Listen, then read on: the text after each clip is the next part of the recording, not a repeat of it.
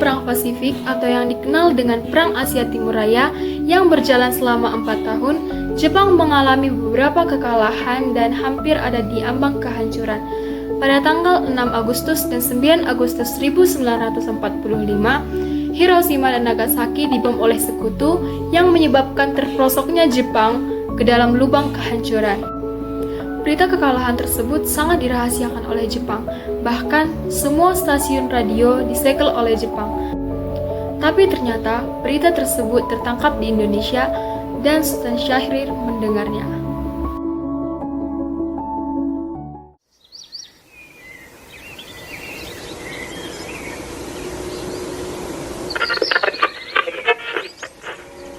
Till the end of time. The worst news of the defeat of Japan was surrendered unconditionally to the Allies. One of the reasons was the bombing of Hiroshima and Nagasaki on August 6 and 1945 by the Allies. As a result, Japan lost most of its troops and troops.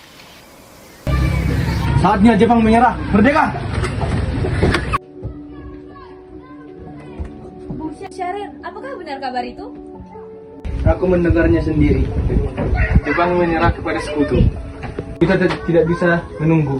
Proklamasi harus segera dilaksanakan tanpa ikut campur tangan sekutu Jepang. Kita harus desak Bung Karno dan Bung Hatta segera memproklamasikan rakyat tidak bisa lagi ditahan.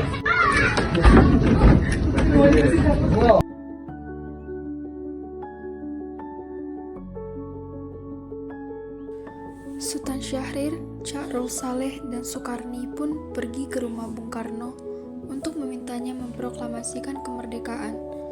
Namun, Bung Karno merasa tidak berhak untuk memproklamasikan kemerdekaan karena menurut Bung Karno, Ini waktu yang kita nanti-nanti. Proklamasikan sekarang. Jangan menunggu janji dari Jepang lagi. Syahrir, aku paham semangat kalian, tapi kita jangan gegabah. Kita harus bijak.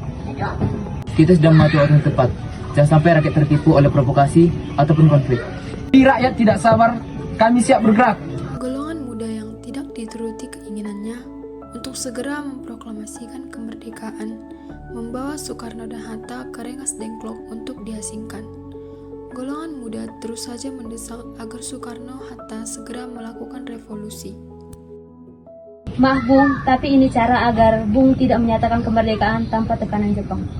Ini maksud kalian, tapi jangan lupa aku dan Hatta akan memikirkan cara untuk memikirkan rakyat. Soekarno dan Muhammad Hatta akhirnya menyetujui untuk memproklamasikan kemerdekaan Indonesia. Rumusan teks proklamasi ditulis oleh Soekarno di rumah Laksamana Maida dan diketik oleh Sayuti Melik. Bung, Maida sudah bersedia meminjamkan rumahnya untuk menulis naskah. Silakan gunakan ruang kerja saya tidak bisa ikut campur untuk itu. Tanah airku tidak kulupakan, kan terkenang Ini harus disebarluaskan ke seluruh Indonesia. hidupku,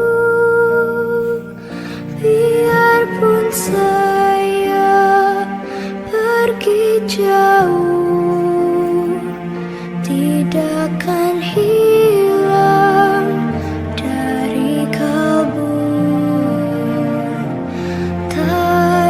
Tanahku yang ku cintai, engkau ku hargai.